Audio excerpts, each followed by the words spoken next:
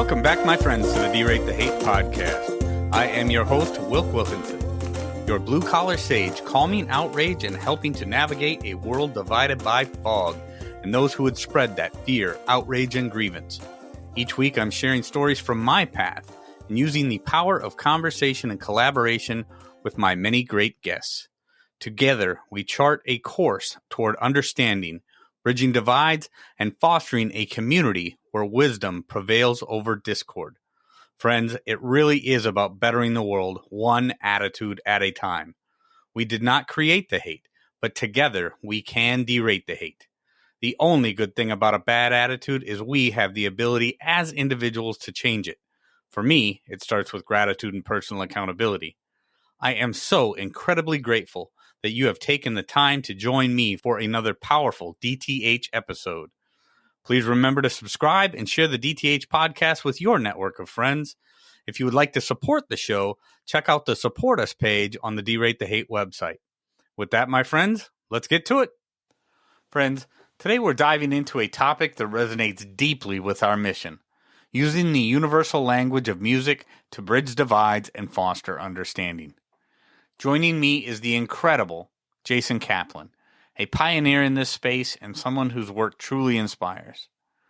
Jason is the founder and the president of Bridge Institute, where he's championing a groundbreaking approach to communication through the universal language room.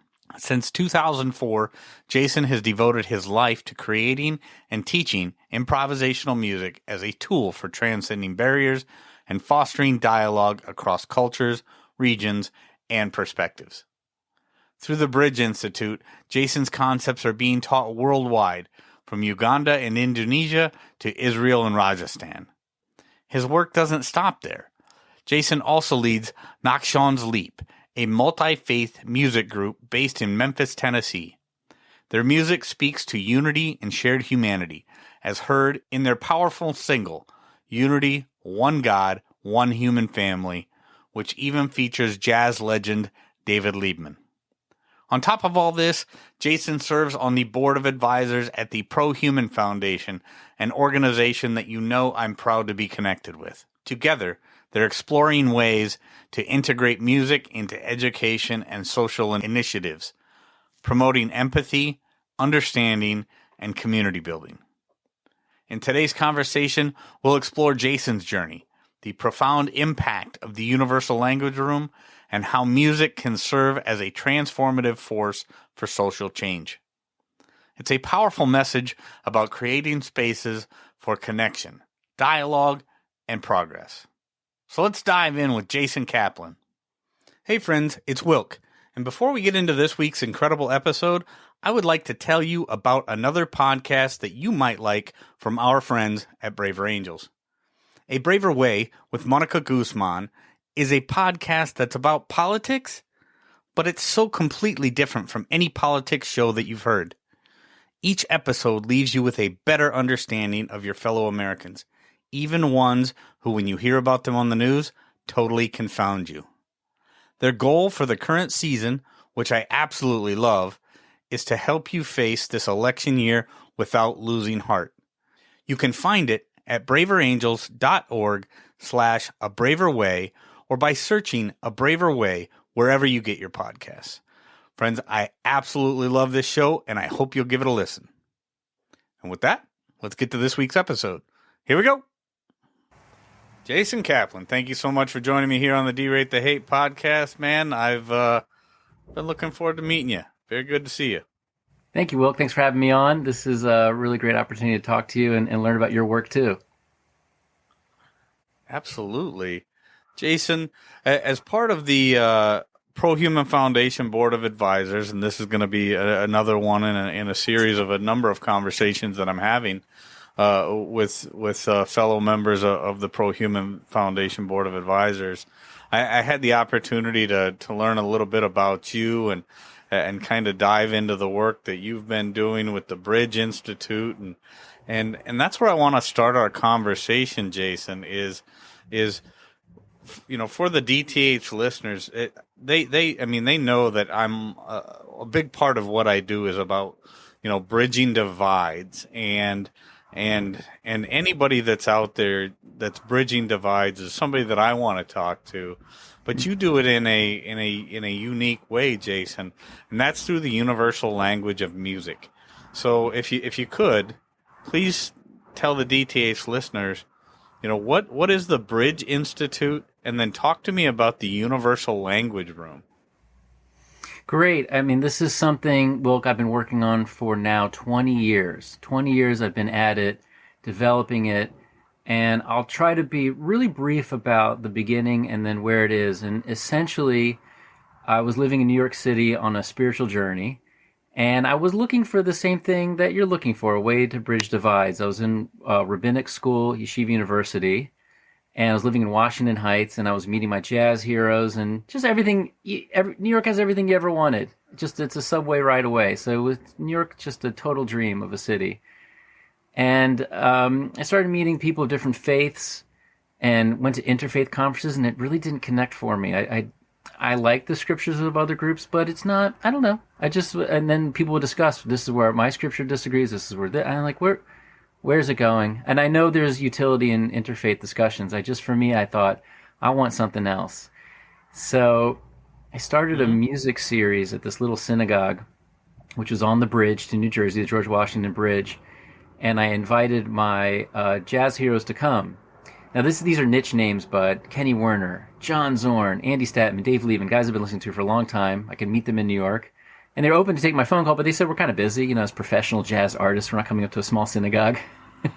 Sure. But one said yes, and then the rest came. So I did this jazz series with them. They were awesome. And so this really, I really am being very brief. This is where it all came from. I was watching them play music, and I thought, I would love to get up there and play with them. But you don't do that. The karate student does not get up with the black belt master and just invite himself on stage. But what if they did? What if they did invite me up? What if they eliminated audience and we all were involved with music as a language? And what if music as a language wasn't a metaphor? What if it really was a language? And so that's where it all comes from. And it started out as a religious contrast to interfaith, and then I applied it to going to a jail or an autism camp, and over these years I've really improved my own ability to think about music as a language and to teach it to the point where it's starting to catch.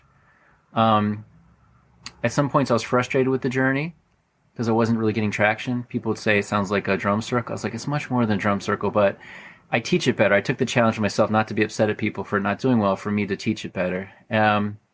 And we'll get into this, but in conclusion, it led me to a great, great Rabbi Abraham Abulafia, who lived in the 13th century. And so not only did I get my universal language project, but I met my master teacher, of course, from 800 years ago. But so that's essentially what it is. It's a way to take the metaphor of music as a universal language. It sounds really nice, but I wanted to know, bottom line, I want to know results. Is it a language? Does it really talk to people? Can you really teach it as a language? And I think we're getting there. Oh, that sounds fascinating. I've heard, people talk about, music being a universal language, love being a universal language, different things. And you always wonder, or at least I always have, how does that really translate into real life? How do we make this thing work? How do we, but I think when I think about, music, and different things. I mean, one of the courses that I did take in the several different times that I've been to college is like this music course. What was it called? Like Music Through the Century, or I don't even remember what the name of the course was. It was so long ago.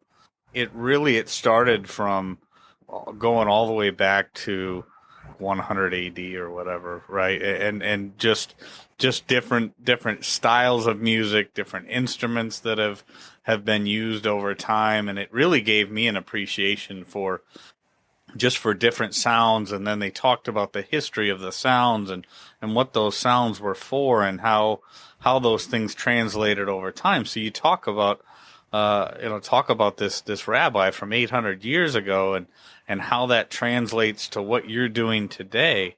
That is a fascinating concept. But then to take that all and then to use it, for interfaith communication or communicating with people across different divides. Let's get a little bit deeper into that, if you would, Jason. Tell the DTH listeners, how does that kind of give us a deeper or a more in-depth example of one of these ways that language can be, or that music and sounds can be used to cross these divides? Yeah, Wilk, it's really the sense of a language where there's no content to disagree with. So you go into a situation where you're going to be exchanging ideas. There's going to be a flow of music, and there's nothing preventing the information to reaching the listener. So already it's a winner. Just when two people start. So for example, I'll be sitting there and there'll be sort of a semicircle around me. I'll explain the system, a little bit of the story, and I'll show you in a little bit of detail with my piano and my guitar some of the permutation system I use. But I'll just say, you take a permutation. Okay, you respond. Okay, you respond.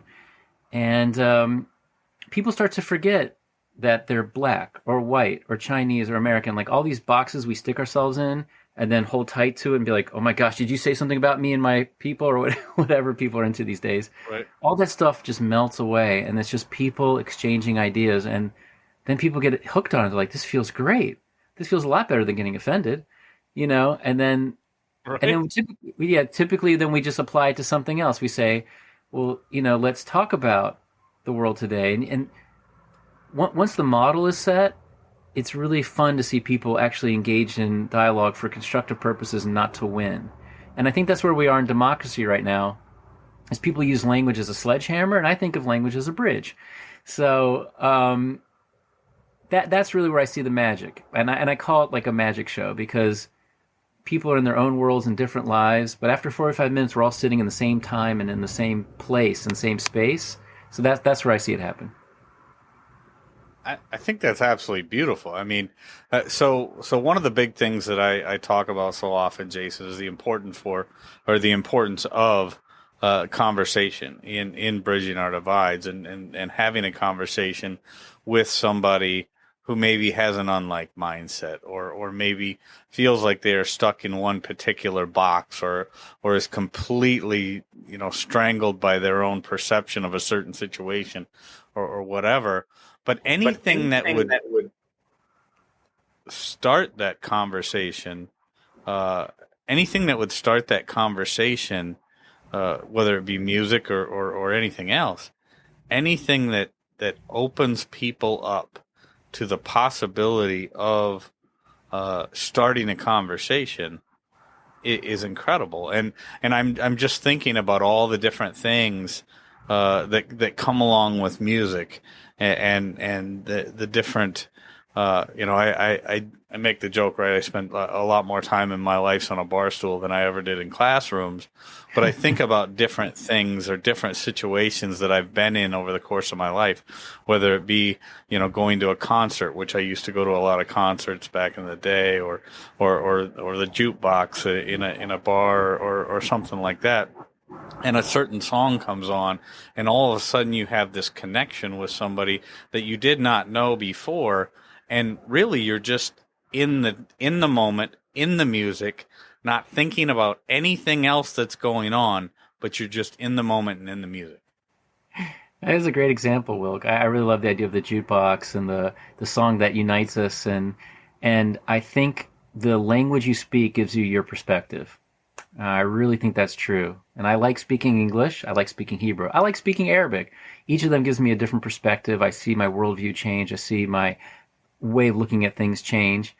When I get really involved in the universal language of music, I really see things change. And if you think of the time you spent on the bar stool, of like, I was practicing speaking universal, and if we all had time to develop that skill in school, and if it was a secondary language, generally people just spoke music. They're like, yeah, I'm not a musician, but I speak music. I would love to hear that phrase taught or become common. So that the feeling that you described is the feeling I feel in the project. Oh yeah, yeah, for sure. And yeah, I'm just thinking of so many things and so many ways that this could be used as just this beautiful, icebreaker with the people. And I've been on your website, obviously the ULR1 .com. I've seen all the pictures of you guys playing music and the different the just the blend of different personalities. I can just see it in pictures. I can imagine what it sounds like in real life. Just the idea of bringing people together from different backgrounds and using music to start this off. So you said you were gonna, and now I'm really curious. The use of your instruments and how something like this would start, Jason. Yeah. Let me give you a demonstration, and I have a couple of my notebooks here of Abulafia's writings and some of the permutations. So essentially, what happened was I was looking at Abulafia. I think I'll take out this one. Yeah, I was looking at Abulafia one day. And I'm going to hold it up to the camera. I hope it kind of comes through. Actually, it looks really good. You see the second row there. The first one's colors. The second one are Hebrew letters. And it's Aleph, Bet, Gimel. Let me actually see which one that is. Actually, Nun, Aleph, Daled, Yud. But anyways, I take 4 Hebrew letters and permutate it 24 different ways. Because a set of 4 equals 24. It's 1 times 2 times 3 times 4 is the maximum number of permutations for a 4 symbol. And Abulafia said in the 13th century, if you do this, you'll feel close to God. I was like, I don't really see how. And but I was like, okay, well, I'll try. But I put it down, and I wasn't really feeling it. And so I picked up this book, which is here in my little studio. There's a gentleman named Jerry Bergonzi. He's a current great saxophone player. So lo and behold, this is when the flash bulb, I would say, went off in my head. I was reading him one day, and he said, well, to practice music, you need to take 4 notes and practice them 24 different ways. Okay. And I was like, oh my gosh, where did I just read that? Oh, I just read that in Abulafia. Wait a minute, I could put the notes to the letters, and I could create a whole actual language. And I even when I tell you the story, the chills still go through me. I had this huge boom in my mind. And so I started practicing. I was like, this is great. This is so much fun. And then I started doing these permutations with every language I could get my hands on. I made all these sheets of permutations here's Hindi and Amharic, and I think there's a little Norwegian there. And I just started, permutating all these different languages and having fun drawing all the languages out. But to keep it really simple, I just put it on the piano and the guitar like this. Got my piano here. Mm-hmm. Let me turn it up. You can hear that, right? Oh, yeah. Okay. So here's the first 4 notes of a major scale, right? And then I permutate the last 2 notes. So it's speaker 1, speaker 2. Here's the next one.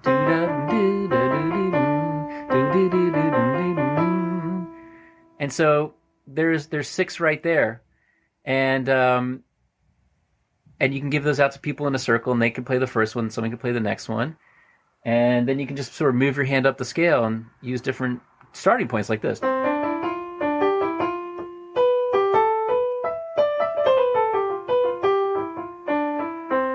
Now, is that the greatest jazz line ever created? No, but it's pretty cool. And sounds good to me. Yeah, and it's, this piano does not have 88 keys, but when someone sits in front of the piano, 88 keys, what the heck am I going to do with that? I'm like, no, there's only 4 notes. I can handle 4 notes.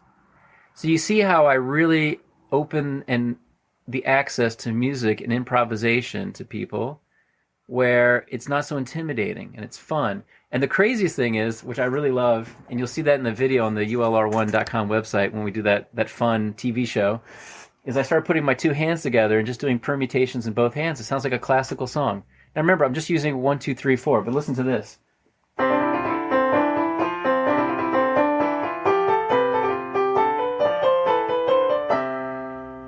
But I'm just using 1, 2, 3, 4. So sure, I just keep proving to people that you don't have to be a musician to speak music. I mean, those folks that stay years in the conservatories, they can play for 40,000 people and get their attention. That's a whole other skill. That's amazing. But if I'm just playing with my guitar, when I learned jazz, I learned that there's a scale, and then I've got to improvise with it. So you hear a lot of us going up and down our scales really fast, and they call it shredding. I'm like, I don't know what that is. That doesn't sound like anyone talking. I don't go to coffee with somebody and they go, and then I went to the store, and then I came back from the store, and then I bought some milk. Did you know? Did you know? I'm like, I would never sit down with somebody to do that, you know? Right. Right. So this sounds a lot more hip to me.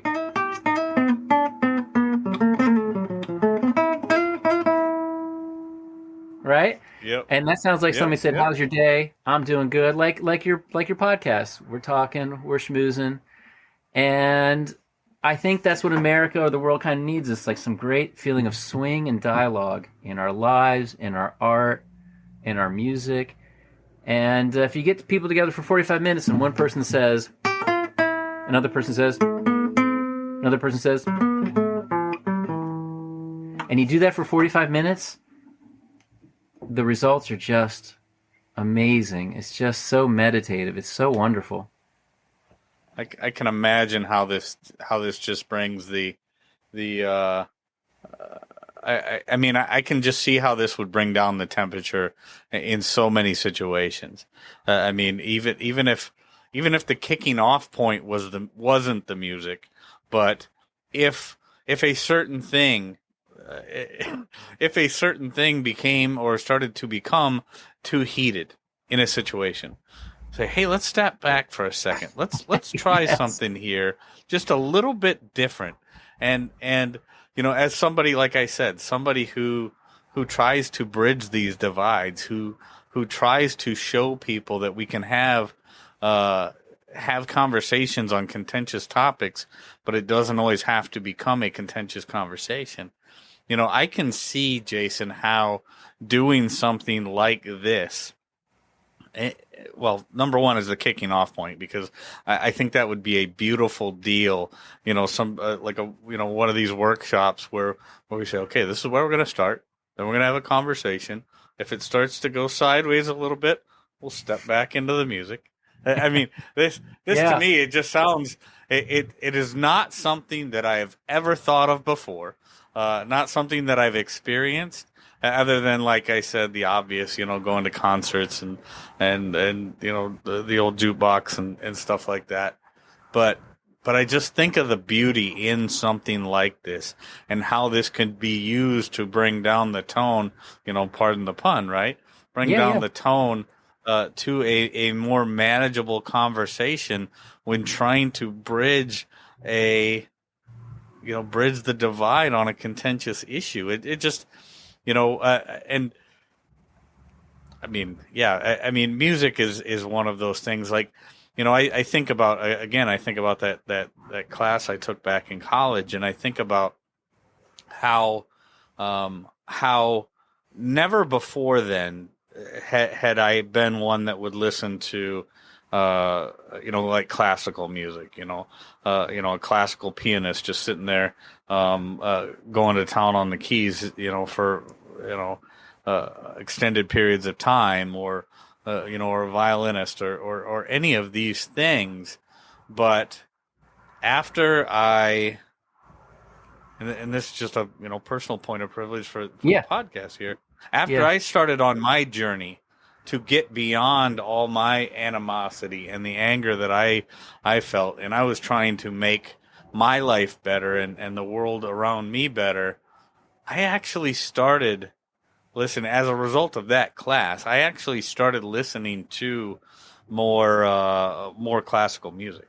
And I have to tell you that there is something about that actually brings about change in one's soul.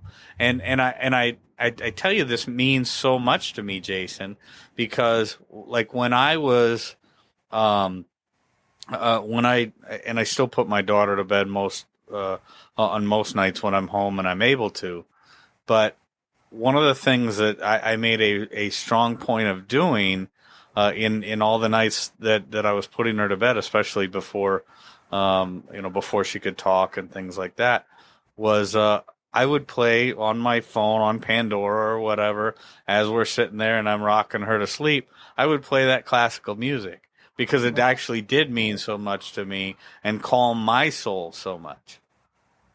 Wow, I love that. I love that. And so you took a class and then you unlocked the classical music and the beauty in it. Yeah, I mean, and I'm thinking about this now, and I was, you know, subconsciously, I was kind of doing what you're talking about with my daughter, who before she could speak, before she could really communicate, but I was exposing her to that soothing, uh, the soothing. I don't know if you want to call it attributes or the Hmm. properties of this music, and how it can be used to communicate between what I was feeling and what she was feeling, and then we could feel that together. I mean, I'm kind of seeing that connection and the importance of it. When actually, I mean, until today, hadn't really thought of it. Well, I think it was always inside your heart, and you're just making another connection to it. And I mean, I think when I listen to Bach and I hear him now that I've understood it, the permutations, and I hear the conversation. I mean, I used to listen to Bach and think it was beautiful, but the more you, the more you study the structure of music, the more you say, "Oh, I don't know." I don't know why makes us go back to our memories and be like, "Well, that's why I love it," or "That's what I was hearing," or I hear what you're saying, that appreciation and the connection to another human, especially when you love so much, like your daughter. That's very beautiful. Well, I think I think you've kind of hit on something that maybe a lot of people don't understand. I certainly did not, but in a lot of these things, or probably all of them in some way, there's a message that is trying to be conveyed with no words. I mean, the words are there, but they're just not words in the classical sense of words. Yeah, yeah. I think that's what I've always just fascinated about, particularly with jazz. Was when someone took a solo, you knew it was them.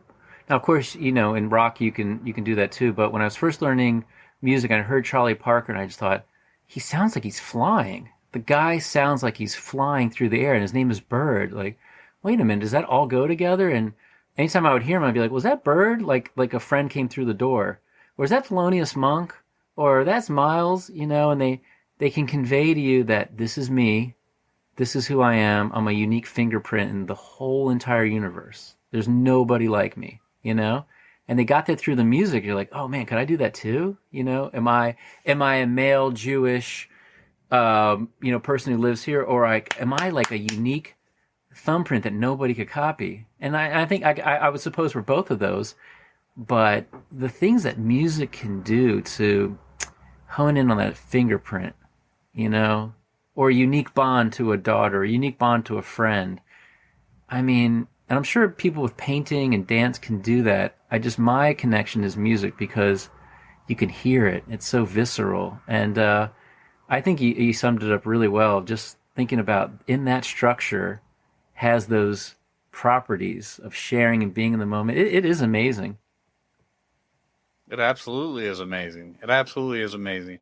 So Jason, tell me then, as a bridge builder, as somebody who is out there trying to better the world in which we live in this sense, talk to me about your now connection with the Pro Human Foundation, and what is it that you I absolutely love this organization. Hmm. My friends Daryl and Letitia and Brian and Lori and all the work that is going into this and trying to show people our common humanity and the importance of it, and how we can educate people on bridging divides, bringing, coming together uh, Hmm. on these things. Tell me about how you want to bring, the Bridge Institute and the Universal Language Room. How do we bring those things in and use those to really spread that pro-human message? Great. This is my favorite current topic because I love the Pro Human Foundation, love Daryl Davis and Lori and Bion. In a nutshell, I want to give a big shout out, kudos to Rabbi Michal Bayo of Phoenix, because I was a guy with an idea. He was introduced to me about, I think, almost 3 or 4 years ago. And he said, I'll do some funding for you. Go to a studio and start recording the Universal Language Room in your band. So he really got me started. Also, the Federation of Memphis gave me a grant, and they really, about the same time, both of them really got me started. And as I was picking up steam, a friend of mine said, "You know, you really follow Daryl Davis a lot on Facebook." I said, "Oh, I love Daryl Davis. He's so cool." And he said he's joining this new group, which at the time was called something else before the Pro-Human Foundation. So I said, "Oh, I guess I'll just send him an email and tell him I'm a big fan." And they said, "Oh, we saw your website. We like what you're doing." I said, "Great. Can I do an event with Daryl here in Memphis?" They said, "Sure." So we got together. I picked him up from the airport, and we had breakfast, and he's telling me about, when I was spending time with Eric Clapton. I mean, he's not name dropping. He was just saying, like, I spent time with Eric Clapton. We said this. Oh, Keith Richards. I mean, these are just normal people to him. And I was like, whoa, whoa, that is so cool. But cooler than that was, he would talk to Klans member across from a table, and they would give up their robes. Now, I have not seen a physical miracle in my lifetime. I've seen some close things, but to me, that's a miracle. That's a miracle of he didn't write them off as racist, bigots, whatever. Like, he said, I'm going to talk to them human to human, see if I can bring out their humanity. It's like, wow. And just to hear it from him say it. Then we did the program that we played on stage. There's a very special thing when you play music on stage with another person. There's just a bond you have forever. And it was beautiful playing music with him. So that was my first introduction to Lori. Later on, I met Bion, and then, of course, working with Daryl. So fast forward, they start the Pro-Human Foundation, and they say, "Would you like to be on the board of advisors?" I said, "Oh, don't even have to finish the phrase. I'm in, And then I met all of their other board members as much as I can. I've probably met 4 or 5, just slowly reaching out. They're amazing.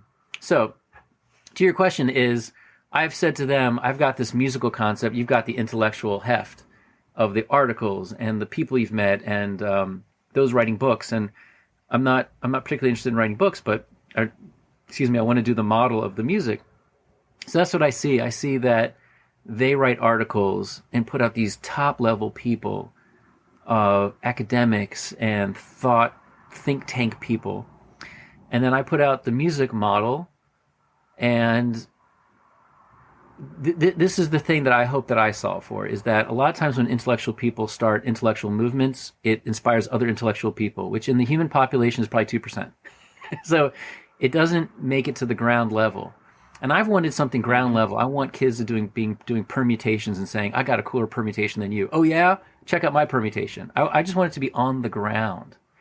And so, not that I saw that they had that shortcoming, but I just wanted to pre-plan to get ahead of it. And so I think what I could bring to the Pro-Human Foundation is getting it on the ground with kids and adults. What they bring is that intellectual, where they just cut through that whole thing about we're going to judge people based on the way they look. I just can't believe we're at that point in human history. And they're just pushing so well, so civilly against that. So that's where I'm seeing such a nice partnership.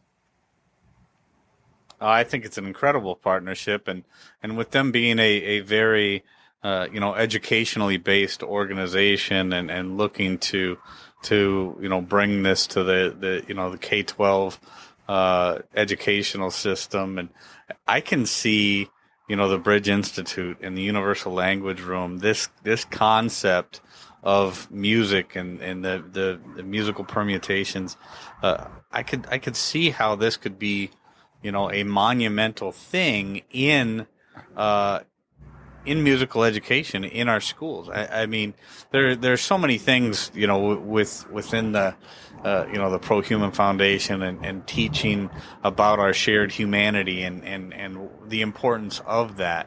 But each one of these tools that, all of us on the board of advisors, all of us doing this bridging the divide work, whether it be, the Pro-Human Foundation or organizations like Braver Angels, of which I'm a part of as well. And, all of this work that people like us are doing, Jason, to try and bring people together, try and bridge the divides.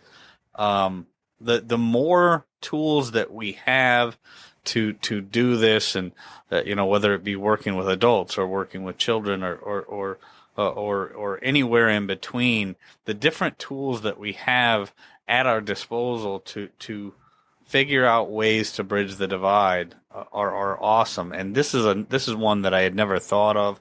I've loved this conversation. It's got my mind going in a number of different directions, but it's a beautiful thing. And I've been able to actually unleash some things that I've done in my own life that I didn't even know about, which is another reason I absolutely love doing this podcast and meet others doing this kind of bridge the divide work. Jason Caplan, give me some final parting words, but this has been a fantastic conversation. Final words for the DTH listeners, Jason. Well, thanks for having me on Derate the Hate, Wilk, and I just loved watching your other videos. We talked about Lee being on and the work that you're doing. So the other beautiful thing of the Pro-Human Foundation is meeting and talking and learning about your work, and all of us amplifying each other. Final thoughts for me would probably be musical, where I would probably play something like something from B.B. King.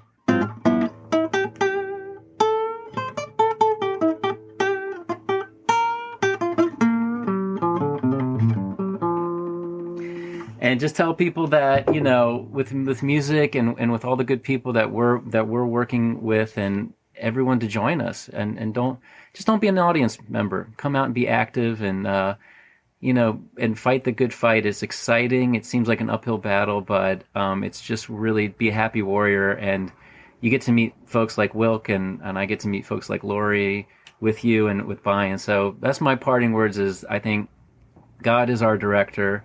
I think we all have a divine soul. And I think we're put on this life not to enjoy it, but to have a mission. Now, you can have joy through that mission, but I think we're on a mission to be bridge builders. I think that's why we're here. Beautiful. Thank you so much, Jason Caplan. It's been an incredible pleasure, and I look forward to a lot more with you in the future. Thank you. Thank you, Wilk. Pleasure to be here.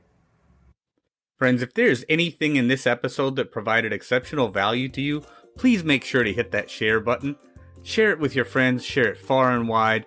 And of course, if you haven't done so already, be sure to subscribe right from our website so you can get the Derate the Hate podcast sent to your email inbox every week.